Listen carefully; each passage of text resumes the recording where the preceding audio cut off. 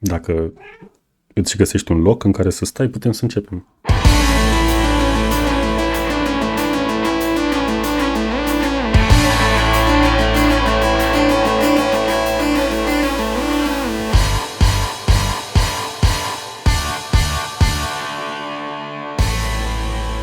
Un pic de apă că urmează să vorbesc mult. Bună dimineața la cafeluță, numele meu este Vlăduț și vreau să vă mulțumesc foarte mult că v-ați făcut timp să vă uitați la încă un videoclip de pe canalul meu. Pentru astăzi plănuisem să filmez un alt videoclip, ceva mai lung, având în vedere că în ultima vreme am tot pus videoclipuri scurte și un videoclip mai lung nu am mai postat de la recenzia pentru Young Justice, însă din cauza faptului că mă lupt cu ceea ce sper eu că este doar o răgușeală și nu o gripă în toată regula sau COVID sau mai știu eu ce, m-am hotărât să filmez un videoclip ceva mai scurt și pentru că aveam deja scrisă părerea despre filmul Nosferatu, un videoclip despre care voi v-ați exprimat interesul că ar fi interesant să-l urmăriți prin voturile pe care le-ați postat pe pagina de community, m-am decis să filmez acest videoclip. Un videoclip care n-ar trebui să dureze mai mult de 15 minute în teorie.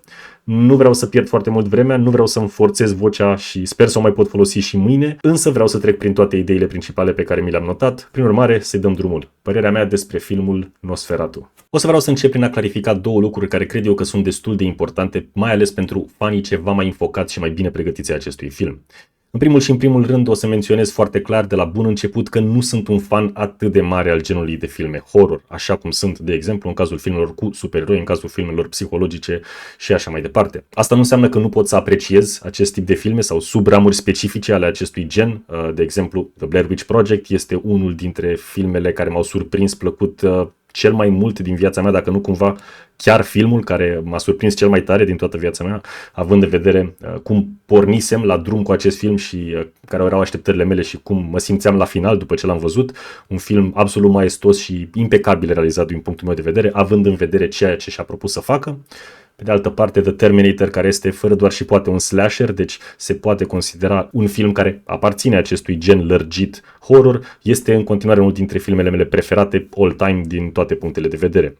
Cu toate acestea, nu am atât de multă pregătire și sunt anumite subgenuri ale acestui gen de filme pe care nu-l tolerez absolut deloc și nu e ca și cum n-aș fi acordat oportunități acestui tip de filme. Pur și simplu nu sunt pe gustul meu.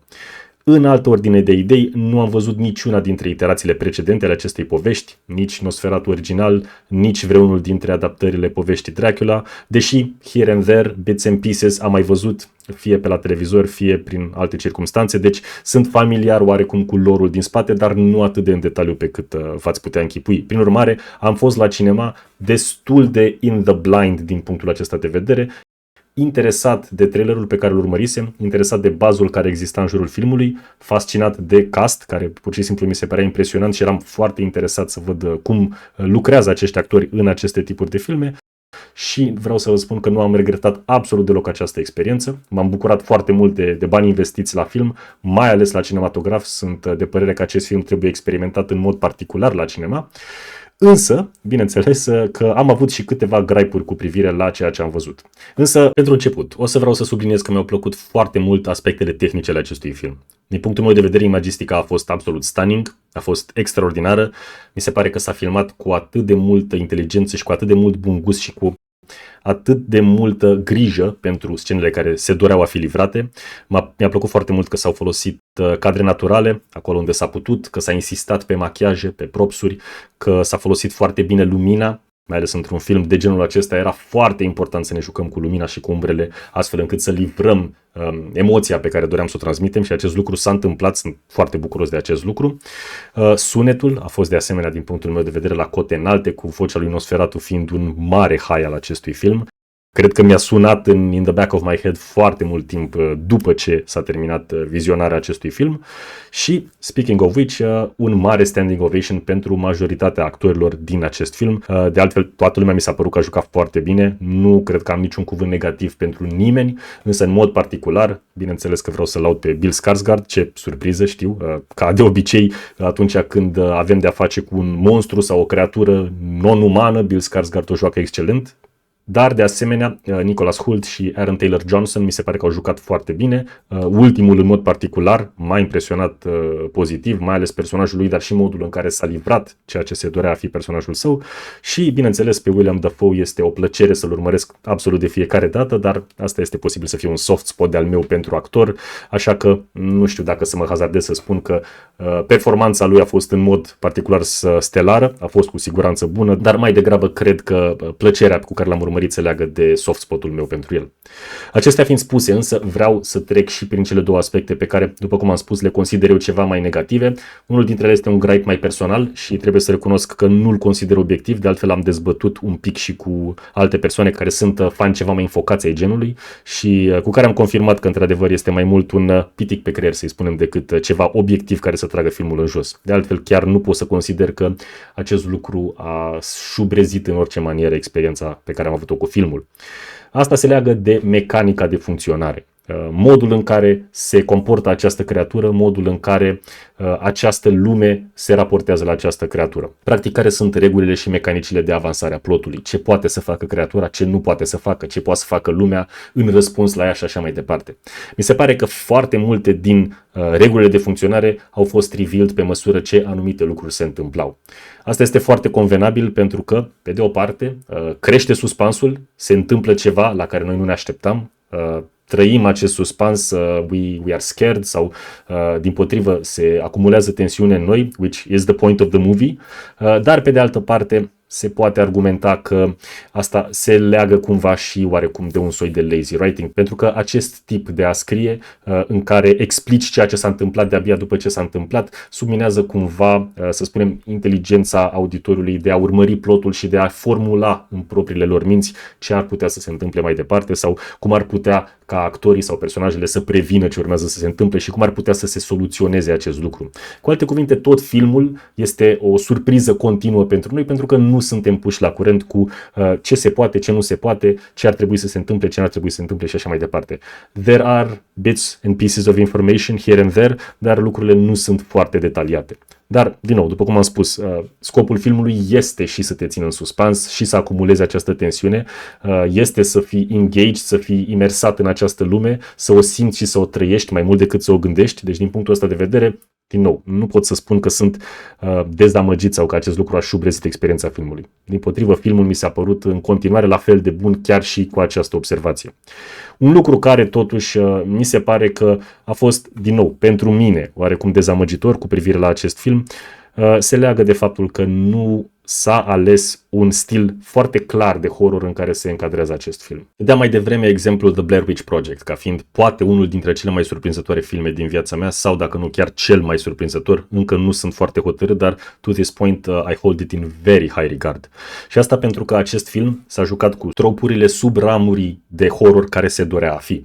Acest film și-a propus să fie ceva, și-a propus să livreze un vibe și un produs finit și it doubled down on everything it could do și numai atât. Nu s-a aventurat în nimic altceva. A folosit la maximum tot ceea ce se putea folosi pentru a acumula tensiune până în cel mai înalt punct posibil, după care să livreze un final satisfăcător. Nosferatu nu a făcut acest lucru. După părerea mea, deși în mod cert Nosferatu este mai degrabă o experiență gotică decât orice altceva, avem câte un pic dintre toate, sau asta am observat eu cel puțin. Avem acest vibe gotic overall, dar avem și niște jumpscare-uri, avem și niște body horror, avem și un pic de necrofilie, avem câte ceva pentru toată lumea, avem cum ne place nouă, cu de toate. Și acest lucru mi se pare că, pe de o parte, transmite un soi de frică de a paria cu filmul. It didn't want to double down on anything.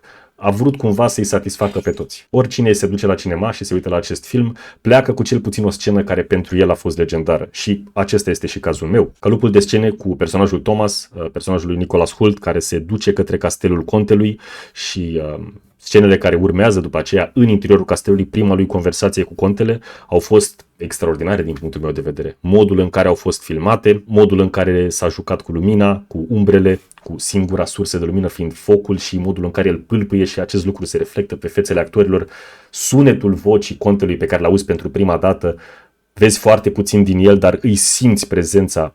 Și, bineînțeles, din punctul meu de vedere, cele mai bune secunde din acest film, momentul în care Thomas stă la răscruce de 4 drumuri și zăpada cade pe el, extrem de liniștit, fără niciun alt zgomot din exterior. Asta a fost pentru mine cel mai reușit lucru din acest film, genul acesta de vibe, m-a cucerit cu totul. Însă, după cum am spus, după aceea apar momente pentru gusturile fiecăruia. Acum, acest film este un film comercial. S-au plătit niște salarii enorme pentru constelația de actori care apar în acest film.